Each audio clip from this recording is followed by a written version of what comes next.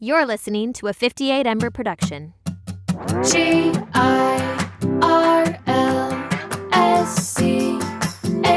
it's Girls Camp. Hello, everyone, and welcome to the Girls Camp podcast. I'm your host, Haley Rawl, and if you are navigating a faith deconstruction too, or simply fascinated by faith deconstruction journeys, by religion generally and Mormonism specifically, then you are in the right place. This is a campfire chat episode. Happy first Wednesday of the month. It's July, which is bonkers. Time is bizarre. But first Wednesday of the month means that we are doing a campfire chat. So I am reading through submissions, questions, people looking for advice, thoughts.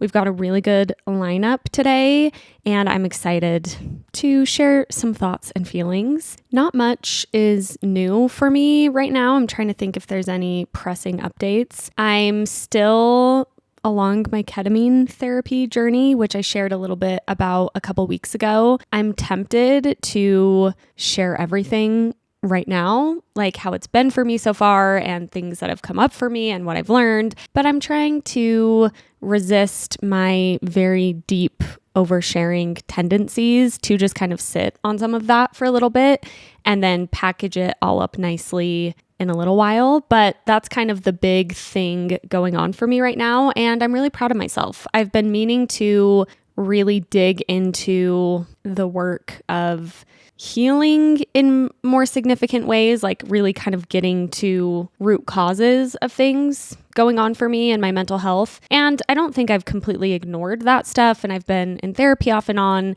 but this journey has felt like the beginning of really getting to the bottom of things in a lot of ways. So that's been really great. I'm also luxuriating in what a time it is to be alive with the holy trifecta of pop girlies right now.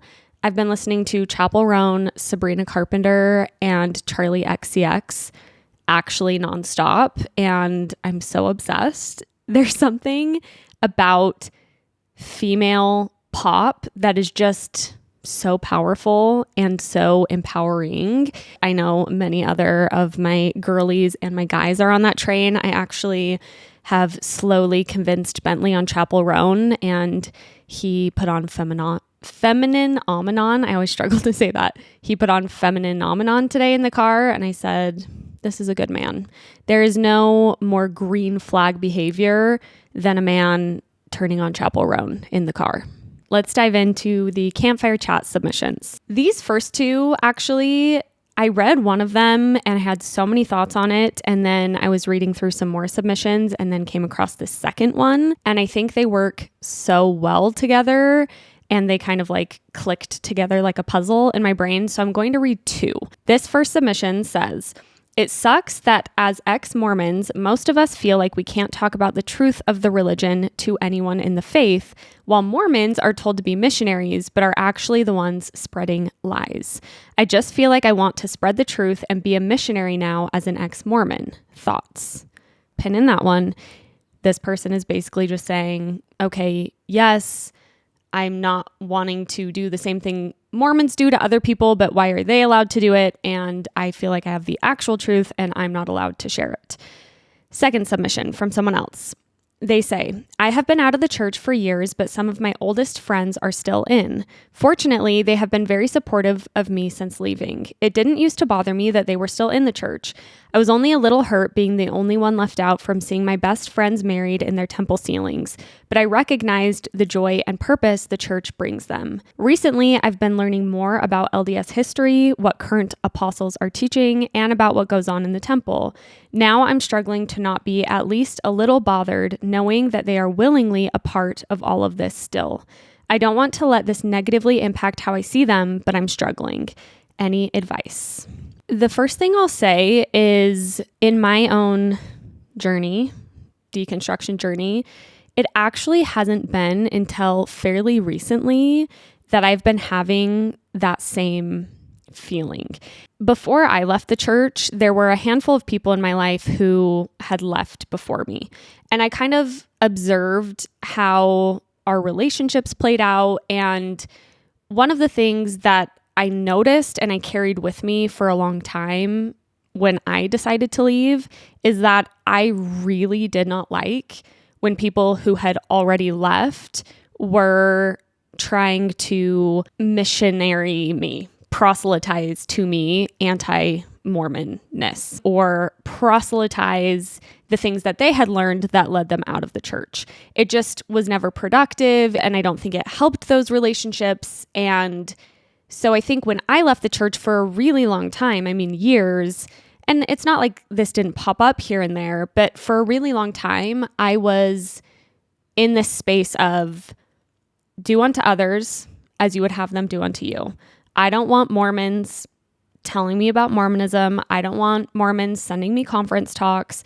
And so I'm going to, from my side of things, also not send people I know are active believing members problematic history articles, or even bring up problems with the church now or things that I had learned about the temple, like this person said.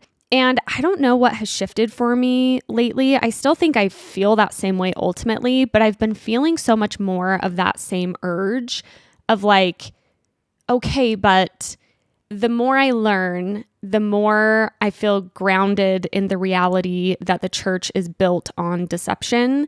And as I've gained more confidence in saying that and in really knowing that myself, it makes sense that you want to then share that, especially with people you love. And there's the part of you that wants to share that because you feel sad that people you love are in the church maybe under false pretenses that they don't fully understand.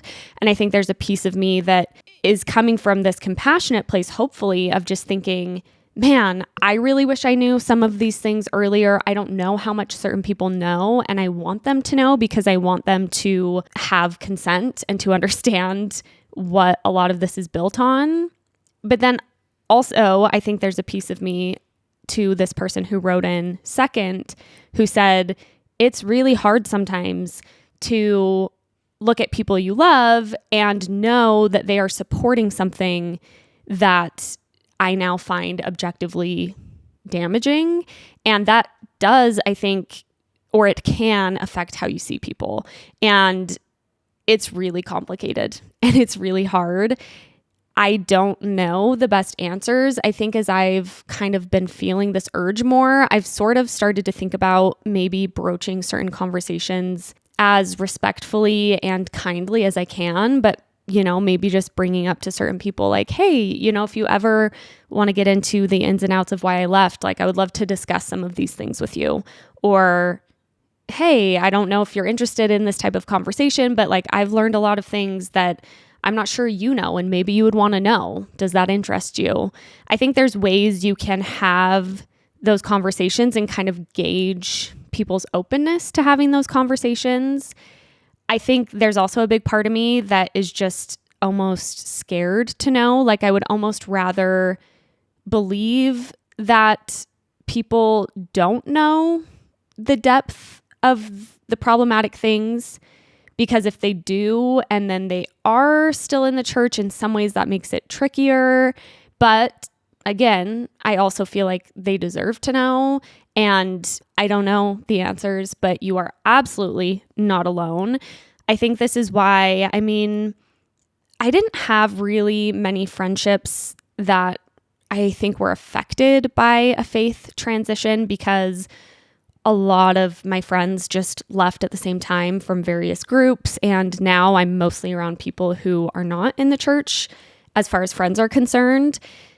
But I do think there are some friendships that I've kind of now in retrospect looked back on. And I don't think the faith thing was the main thing that made certain friendships distant, but I can kind of see how that maybe played a part, because it was maybe difficult probably on both sides, but I can only speak to my side of saying it's hard for me sometimes to be around people who I know are really actively supporting this thing that just feels wrong to me.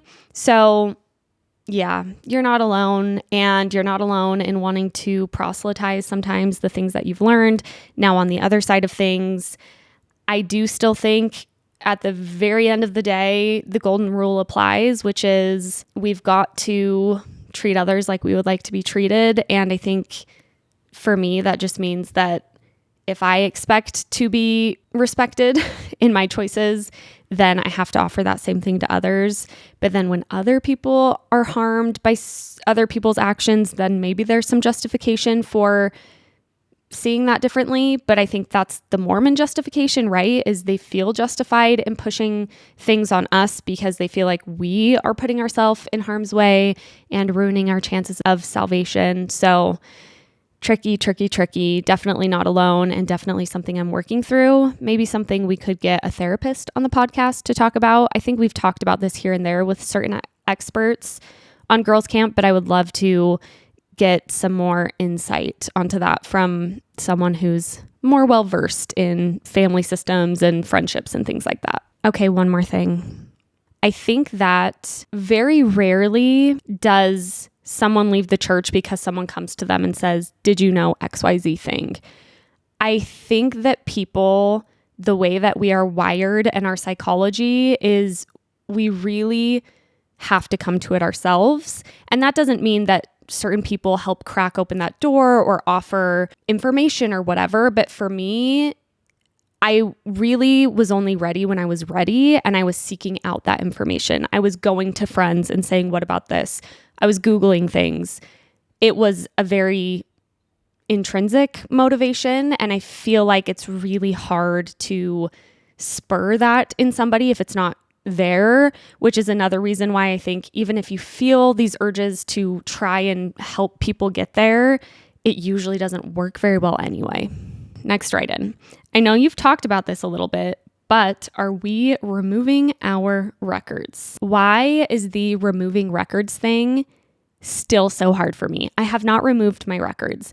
And I got so far, this was maybe a month or two ago, I got so far as going on to quitmormon.org and filling out my information.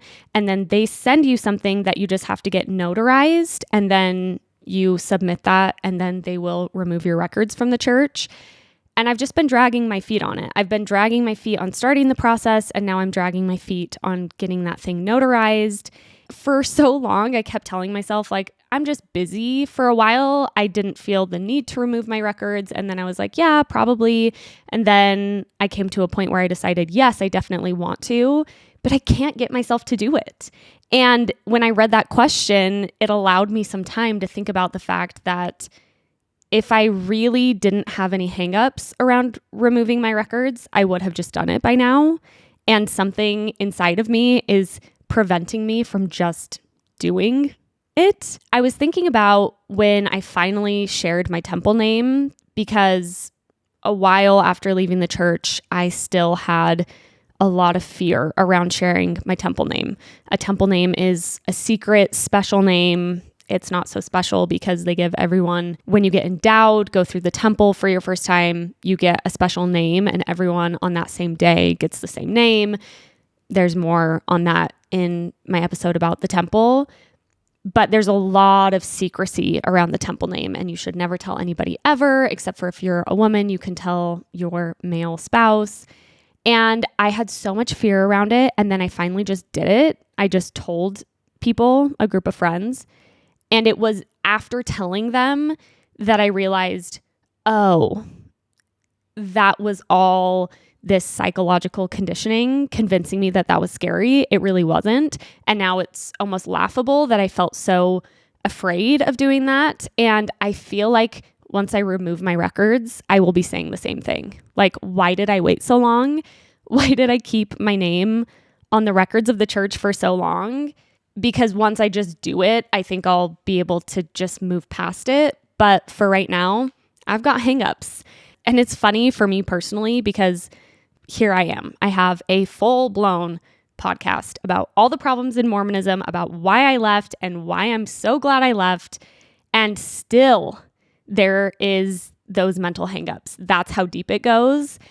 Recognizing those, actually, though, I kind of think is important and in some ways is helpful because, I don't know, I guess it just goes to show it takes a lot. It takes a lot to get past all of these milestones and barriers. but I want to do it. And maybe now that I'm talking about it this way, it'll hold me accountable. So I will keep you updated. I definitely want to remove my records.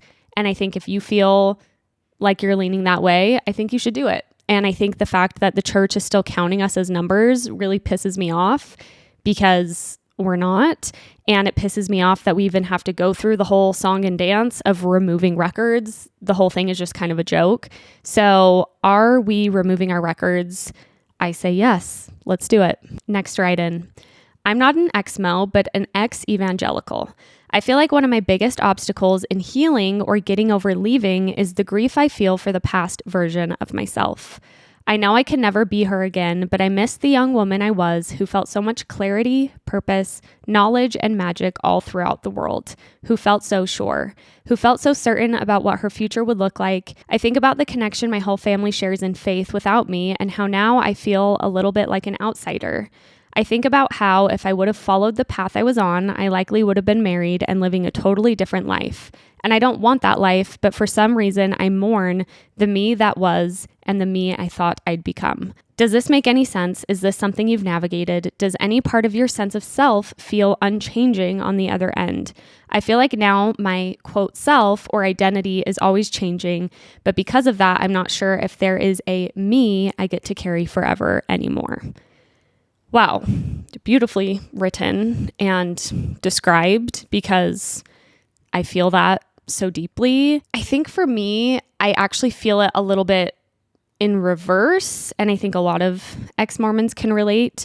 I feel more grief or more mourning around the person I could have been if Mormonism was never in the picture, more so than the person I could be if I had stayed in Mormonism. But I think both ways that goes is valid, and I definitely resonate with feeling grief for losing clarity of purpose and those things that person described so well.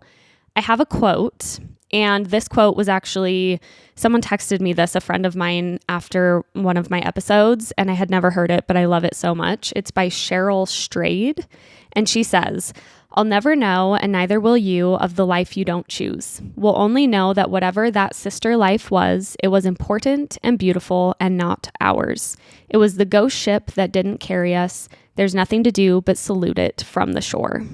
I think that sums up really beautifully to me the duality of saying there was this life that I didn't get to live, and that's sad, and that's somehow still a piece of me and a piece of my life that I am living, but also there's literally nothing that can be done about it. And this is the life that we're living and that we chose.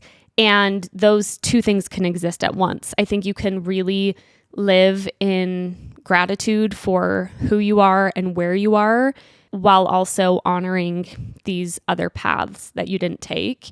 Also, maybe on a smaller scale, as an incredibly indecisive person who really struggles to make even day-to-day decisions about how to spend my time, I really like thinking about the fact that there's not really, there are right or wrong choices, but on a day-to-day scale, there's just choices, and they all are going to lead to various different, interesting, beautiful places. And when you're trying to make choices about family or career, like, for example, having another kid, if I were considering having another kid, that would change my life significantly. And I don't think that either decision would necessarily be bad or wrong, but it would just be a different life. And regardless of the one I chose or didn't choose, I would still probably in some ways wonder about the other one, or maybe even mourn the other one. And that's theoretical, because I don't mourn a life, at least right now, having another kid, because I feel really confident in my decision not to. But anyway, I think that is a very resonant feeling on very many levels. I also think the thing about me, and is me really me, is such a real experience of deconstructing faith, because when I look at myself as a Mormon, I'm like, who was that girl? She was so different. She thought such different things. She behaved differently. There was so much about me that was different. actually part of my ketamine therapy so far has been, I think, realizing how little a lot of things actually have to do with who we are and how core our sense of self is. But then we have all of these things like our even religious beliefs and if we're married or not, and if we're a parent or not. Yes, those things inform our identity for sure, but really at the deep core level, I don't think those things define us as much as we think. And psychedelics have kind of helped me strip some of that away and connect more with a deeper sense of self that isn't as defined by those things, which who knows where that journey will lead me. But in a lot of ways, it's freeing because I feel more able to explore and to change and evolve without feeling threatened. Like my sense of self is threatened by those things. Next write-in. How do my husband and I navigate saying no in a kind way about going to our family's baby blessings, baptisms, etc.? We have been out of the church for 8 years and everyone in our family knows where we stand, and yet they still continue to invite us to these church events with the pretense that it's important to them. We do still go out of obligation, but with our siblings all having children, and many of them because, they're Mormon, at what point do we say enough? Plus, every time we go, we just hate being there and we don't love taking our toddler there because that's not how we want to raise her. This is actually another recent change in my faith journey too, and it was sparked by the conversation I had with Kelsey Wells, where she said that they do not attend church events for their family members. Baby blessings, mission, farewells, homecomings, whatever. And she just said, we don't do that. And we've told our family that we will not be attending anything church related. I was always the kind of person who said, yeah, I will support where I can and when I can. And we've gone to cousins' homecomings and farewells and things like that. I've kind of been reflecting lately on how I show up to those events and how when I'm sitting there, like in a church building at a cousin's farewell, I don't feel like I'm coming from a place of non-judgment. And it's not necessarily that I'm triggered by what's being said, though I definitely don't agree, but it's more so that I don't feel like I'm showing up from a place of authentic support. And for that reason, I'm considering maybe not going to those things anymore, at least for now. And it's not that I don't support, let's use a cousin going on a mission, for example. It's not that I don't support my cousin going on a mission. I support my family members in their choices, but because I don't think missions are a good thing, it's hard for me to show up and be like, yay, I'm so glad you're doing this thing. But I could go to the lunch thing afterwards. A lot of times those church events, you go do lunch at the family's house or whatever, and be there and say, I love you. And if you're excited, I'm happy you're excited, but not have to sit through a Mormon service and just judge it the whole time. I don't know. It just feels like maybe it would be better to just not go. Also, to this person's point, as our daughters get older, they're going to start having questions. So if they go to a baptism and there's a talk, they're going to hear the talk. And I don't like what is often said in talks at baptisms. And I don't want to have to subject my children to that and have them get confused about things that then I have to help them unpack. I would rather just not do that. And obviously, I'm still going to have to explain some of those milestones of people in our lives. But it's sad because I do think that feels there's a left outedness. There's a feeling of you feel like you're withdrawing support and love. But I definitely think that there's something to think about there. And to this person's point, yeah, if you don't want to go, that's super valid. That doesn't mean you're not loving and supportive. It might be a hard thing to have to say the first time. But if you just say, hey, we love you and this is how we want to support you, we won't be attending these church milestone things, but we'll be excited to help make the lunch after. Or I can be the one to go to the house and set up the salads for when people are done with the farewell. there are ways I think that you can still participate and show support without having to go sit through a church service that you completely disagree with. Okay, next write-in. I saw my stake president at my cousin's wedding reception. A stake president is essentially a bishop, but over a larger group of people. So there's wards that have bishops as the main leader, and then all of the wards are part of something called a stake, which is just regional, and then there's a stake president, and he's over everyone, including the bishops. I hadn't seen him in a long time because we don't go to church. We were by each other in the line for food, and he goes, "Where y'all at?" And at first I thought he meant like, "Where are you living?" Because I have done travel nursing and have lived in different places. So I told him the city I am in and that we are local again. Then he says again, "Where y'all at?" He was so serious, and I knew that he didn't mean, "Where are we living?" He meant, "Where have we been on Sundays?" So I proceeded to tell him my street address, and I refused to answer what I knew he was trying to ask, LOL.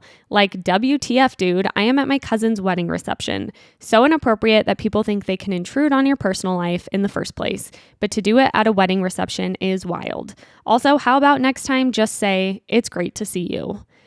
I took a little note. I took some notes on these as I was curating the submissions last night. And my note says, "Okay, bye. This guy is so annoying." This type of behavior from grown adult men is so inappropriate. Just grow up. You are a grown man and you do not understand the very basics of human interaction. Like, you're being so weird. To ask someone basically what this person is asking in line at her cousin's wedding reception is, "Where are your very intimate and personal beliefs at right now?"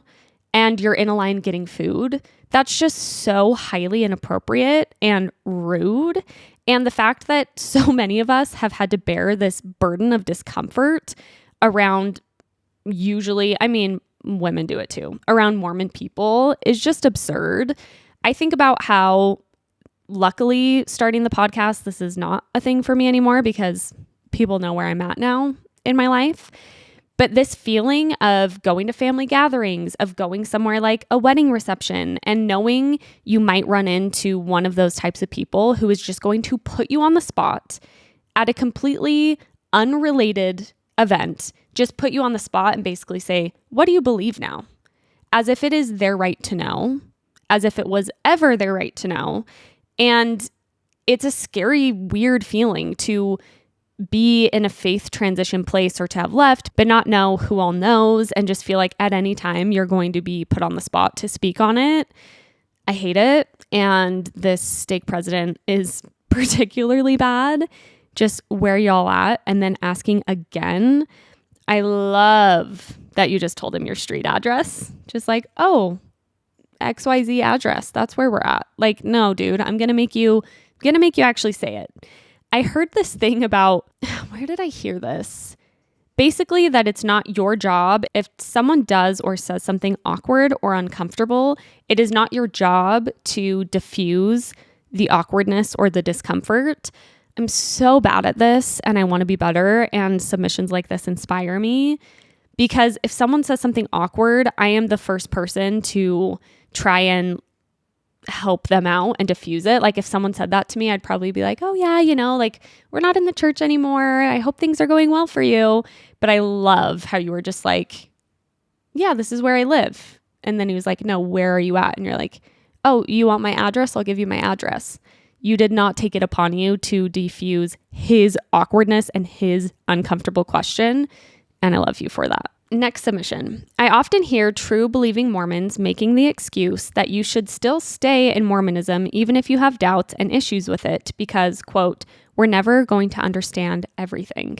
What would you say to this? I would say, I don't need to understand everything to know that this thing, Mormonism, is wrong. I know the type of argument this is, and I said this type of thing to myself when I was basically deciding if I was going to leave Mormonism or not. Basically, there are mysteries of the universe that only God knows, and one day we'll know, but right now we have to be okay with the fact that we don't understand everything. I don't think many of us left the church because the church didn't have answers to everything. I think we left the church because the church was wrong on the answers it did have, and on really, really important things, it didn't have answers that it needed to have. For example, many people, one of the impetuses for leaving, the impetus for many people in leaving is the church's stance on gay people. And I feel like a lot of people make sense of that because they feel like it's wrong, but they make sense of it by saying, well, we don't understand everything, and one day we'll understand, and one day it will all make sense. And because we're never going to understand everything, then I'm going to stay with the things I do know and the gospel of Jesus Christ, etc. That's a privilege, because that's much easier for straight people to do, is say, well, one day I'll understand. And it's like, yeah, but you're not being asked to live a celibate life and deny who you are. But also, what good is a faith that causes serious dissonance and doubts and questions? And having doubts and questions and issues with a religious framework and a set of beliefs says something about that set of beliefs. I don't think beliefs are made to make us feel uncomfortable and questioning. And I think having doubts and questions is absolutely a reason to leave something that is causing doubts and causing questions. I also think about being a truth seeker. And I think a lot of people who leave the church, it's because we are seeking truth and because the answers that the Mormon church gives are not satisfactory. And it's not necessarily because we think we're going to find all of the answers elsewhere, but because Mormonism is claiming to have the truth and claiming to have the answers. When they don't, we're going to continue to seek truth where we can find it. And I talk a lot about saying I feel very comfortable in the unknown now, and that's true depending on the day, maybe. But I do still feel like a truth seeker. And now that I've left Mormonism, I find a lot of joy and a lot of meaning in truth seeking, but in such a different way. Because Mormon truth seeking always just leads you back. It's, well, what did the prophets say? Well, what did so-and-so say back in such and such time? And what's the latest for Strength of Youth update? Where now I feel like I can seek truth everywhere and all the time and through various methods, and different truths will sit differently at different times, and I can then find different truths. And I think that, yeah, it's basically, I guess I'm trying to say that I didn't leave the church because I thought I could understand everything outside of the church either. But now I feel able to continue to seek truth through any avenue, as opposed to constantly just being referred back to Mormonism where there wasn't satisfactory answers at all.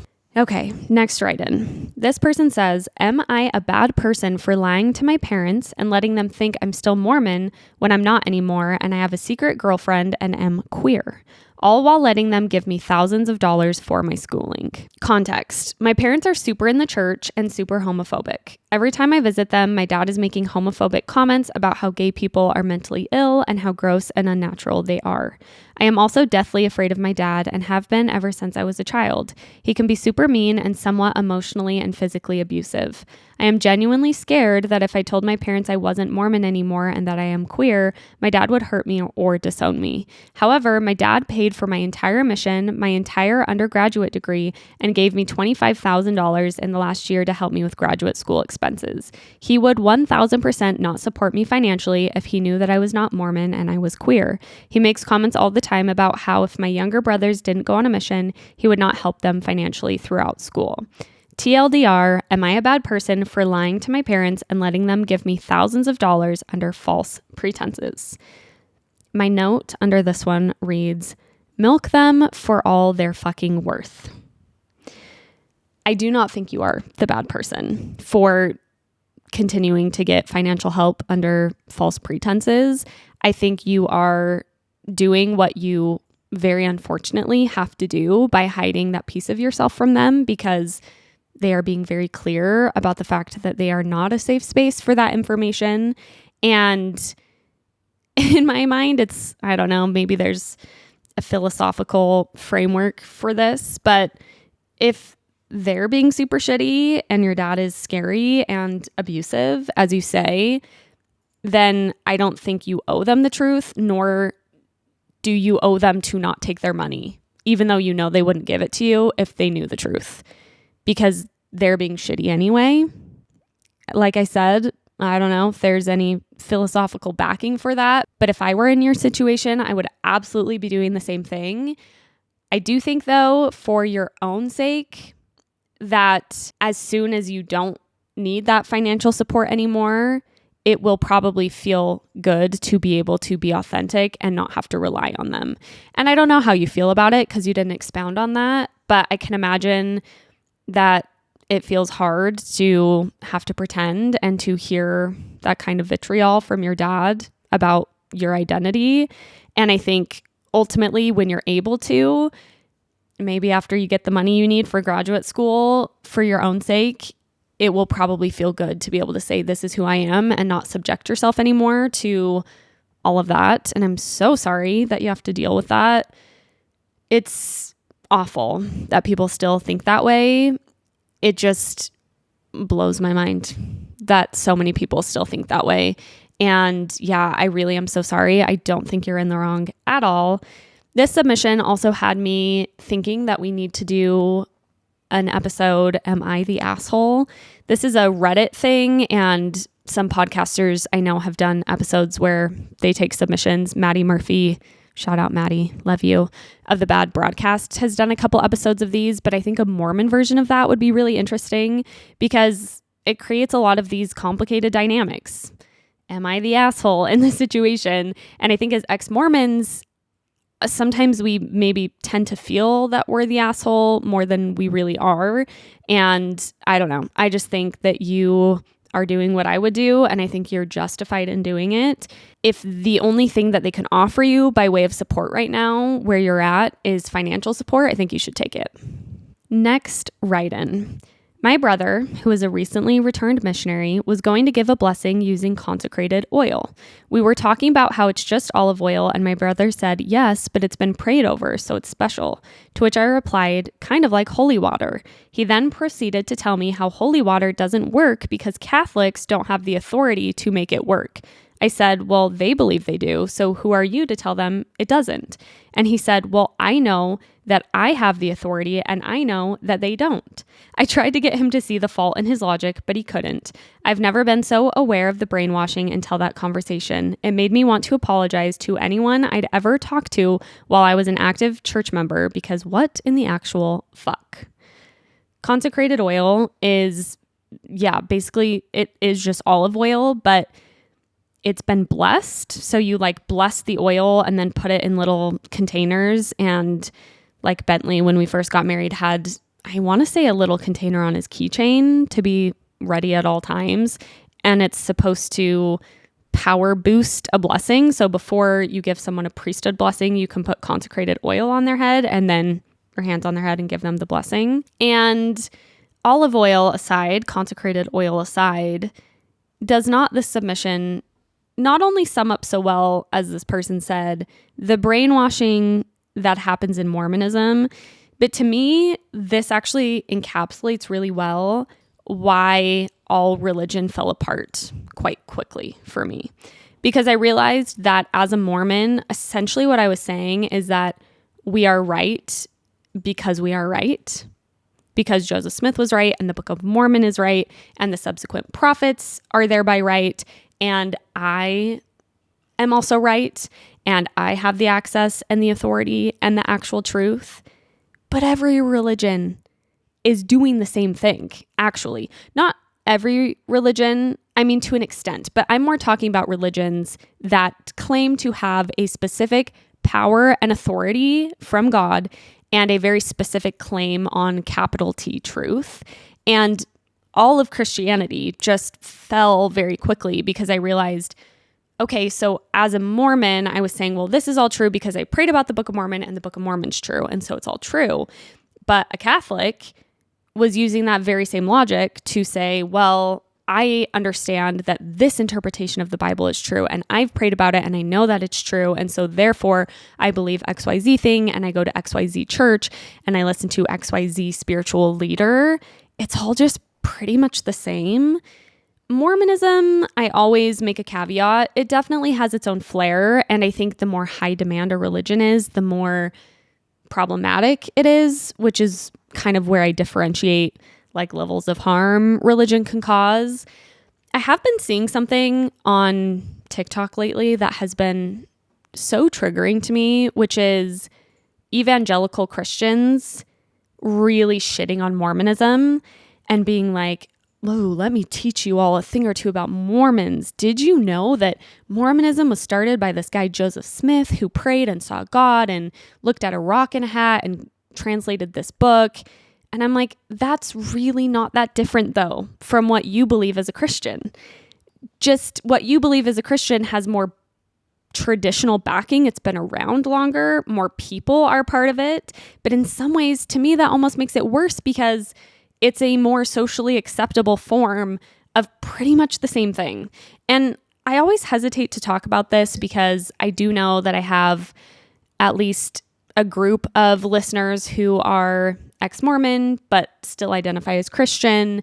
And again, there are different levels and different cases and different ways to be a Christian. So I'm not trying to group everyone into the same bucket.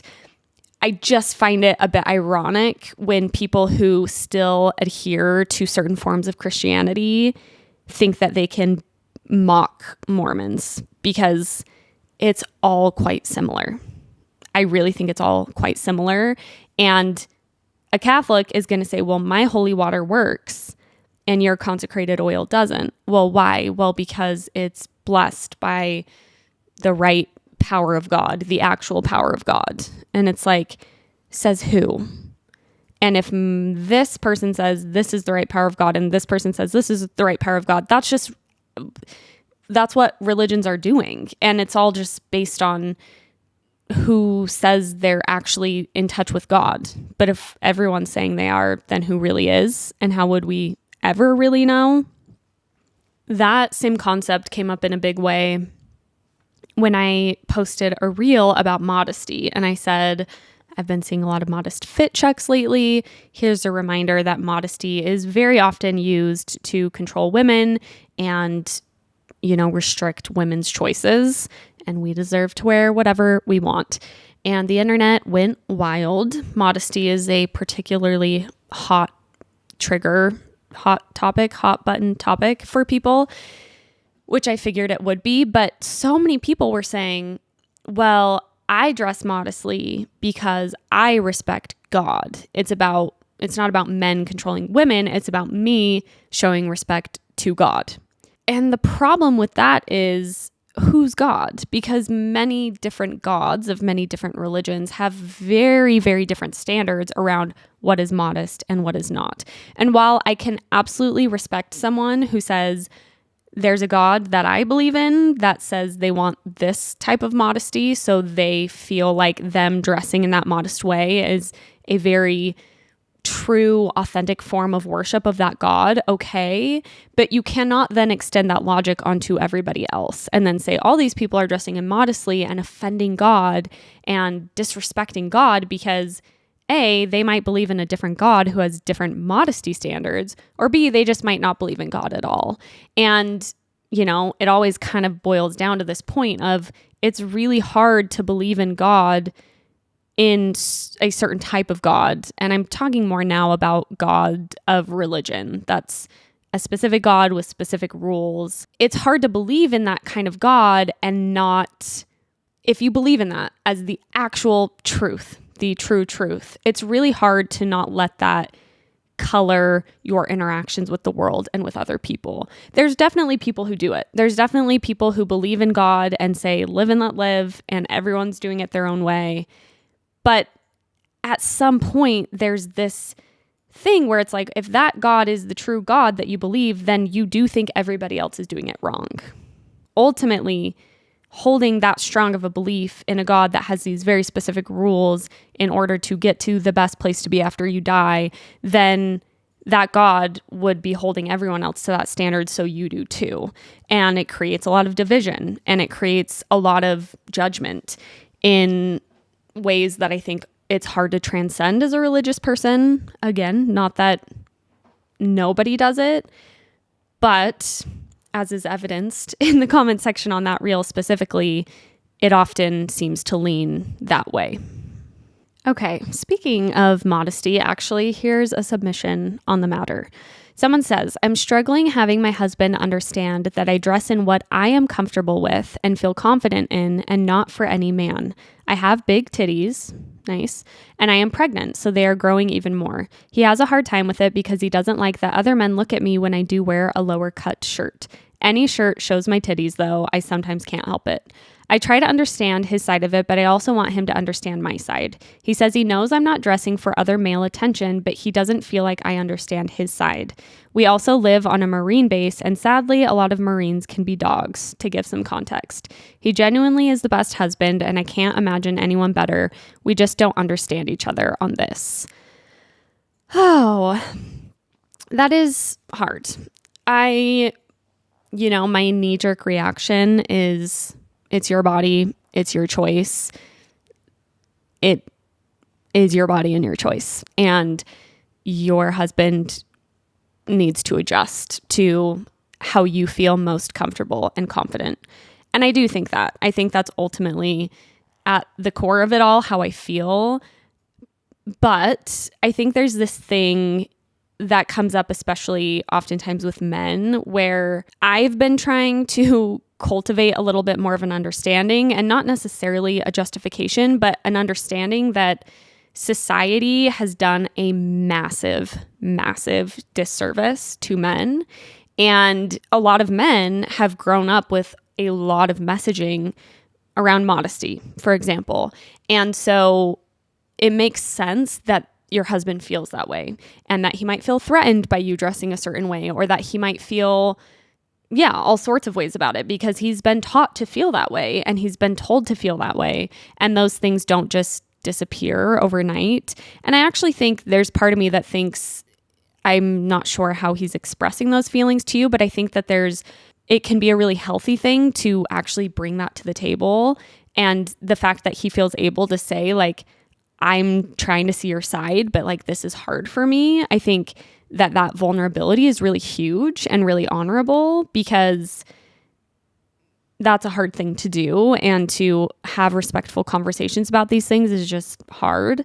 So it's hard. And it sounds like your husband is a great guy who's trying his best, but I do think that you just got to keep talking about it, maybe exposing him more to the origins of modesty, the patriarchal origins, and the messaging that you received as a woman, and just keep teaching him and showing him. And it sounds like he's receptive to that, which is wonderful. I don't think it's a matter of you needing to like compromise or adjust how you dress for his comfortability, but rather an opportunity to continue to lay out why you're dressing the way that you're dressing. And that doesn't mean, again, you have to invalidate him. Like, even in that message, it sounds like you're really trying to see his side. Like, you're saying you can understand why he feels that way, but that doesn't mean, again, that you need to adjust. And modesty is a tricky one. Like, even with that reel I was just talking about, it's funny because I think people struggle to understand nuance in these situations too. Like, I had so many comments of, well, then why don't you just go naked then? And it's like, well, first of all, that's literally illegal. And second of all, I don't want to. I'm just enjoying finding clothes that I enjoy wearing and that are comfortable to me. And how quickly people are like, well, then everyone's going to be naked on the streets. It's not the case at all. There's a lot of nuance. And there were also a lot of people saying, I genuinely enjoy dressing more modestly, whether it's because of how they feel about their bodies, or just, there's loads of factors as to why you would dress different ways. But ultimately, it is your decision to dress a certain way. This might seem unrelated, but I've also thought about this around if your partner has a preference on how you wear your hair or how you cut your hair or your style, even if it's not necessarily modesty related, just if it's, your partner has a preference that they would like your hair longer or shorter. And I have a lot of baggage around that as a woman, but then I have preferences for my own partner. For Bentley, I will be like, I like your hair this way, or I like when you wear this or that. And I don't think the preferences inherently are bad, but I do think that there are ways that they can get problematic when they're rooted in things like sexism or patriarchy. And it's just a delicate thing that I'm also working through in different ways too. So you're not alone in it, but I would say just keep on doing your thing, and hopefully your husband will continue to grow in his understanding of where you're coming from. Okay, this will be my last submission, which is a question that I'm going to talk through. Someone asks, why do you call Bentley your quote partner in the podcast rather than your husband? No judgment, just curiosity, heart. I didn't realize the extent to which I do this, where I call Bentley partner instead of husband. I think a big part of it was, I don't remember if I got specifically roasted, but I do think that it's a lot more, obviously it's heteronormative to say husband and wife if I'm a woman and I'm calling my male partner a husband. Partner just feels more inclusive to me, not even necessarily from that standpoint, but I think part of it was I found myself oftentimes asking people like, oh, if I saw someone at the park, a woman at the park, and they were with kids, and I would say something like, oh, like, what does your husband do for work? And I realized that that's just making an assumption. And because I live in Utah, it's probably pretty likely that they are in a heterosexual marriage, but who knows? And I didn't like feeling like I was making an assumption about someone's sexuality by asking about their partner or assuming the gender of their partner. And so maybe that language just kind of carried over when I talk about Bentley. I actually looked this up. I Googled this and was like, oh, is this like a thing that more people are doing? And a lot of people were just sharing various opinions on the internet, but some people were making the argument that partner is more inclusive because husband and wife have these like very traditional, they have a lot of traditional baggage around them. Like what it means to be a wife has a lot of historical baggage, where a partner just feels more equal. And I haven't been doing that on purpose by any means, but I think I do resonate with that, where partner just feels a little bit less loaded. However, I'm not advocating for saying partner instead of husband or wife or girlfriend or boyfriend or whatever the fuck you want to say. I just think that's maybe part of why I've kind of leaned that way. Someone also asked me, I'm remembering, I didn't screenshot this one, but someone asked me if now that I am at where I am, whatever. Someone asked me if in retrospect, I would have made a different decision around changing my last name, because I changed my last name to Bentley's last name, Rawl. I probably would not have changed my last name, more so because it's a pain in the ass. And I think it's just an annoying logistical burden that women have to change their last names. I just barely had to renew my passport. So now my passport and my social security card and my driver's license are all under Haley Rawl. But for a long time, I didn't want to pay to renew my passport. So my passport was in my maiden name and my driver's license was in my married name, and it was just kind of a nightmare. We accidentally booked flights one time under the wrong name, and I just think the whole thing's a pain, and it's annoying that it's so hard to do and that women are the ones that have to do it. The last name thing is tricky because I absolutely see why you would keep your last name as a woman. It's absolutely a patriarchal thing to change your last name to your husband's last name. It hasn't really bothered me in an identity way, really. And I really like my maiden name, Walker, for those who don't know. I like my maiden name, but I don't really feel a sense of loss around not going by that name. It also is just more convenient when having kids to not worry about. But all that to say, there's definitely a big part of me that thinks like that's just so stupid. And why is it by default the man's last name? So I probably wouldn't change my last name were I to like get married now with how I think about these things, but I don't really regret changing my last name either. All right, that is all for today's campfire chat. As always, thank you for writing in such thoughtful submissions and questions. I love all of the different angles and layers that you can look at faith deconstruction through. There's so many things that come up, and I think campfire chats are really fun because we end up talking about just a whole range of things all in one sitting, which is really fun. So thanks for joining. Thanks for writing in. The campfire chat submission box lives in a highlight on my Instagram. The Instagram is Girls Camp Podcast. You can follow me on TikTok at Haley Rawl, on YouTube, Girls Camp Podcast. As always, let me beg for a rating and review. They really do make a difference in the visibility of the podcast, in people finding the podcast. Anytime you share or interact, it just means the world to me, and I so appreciate it. So thank you for being here. Thanks for being a camper, and I can't wait to talk to you next Wednesday. Bye.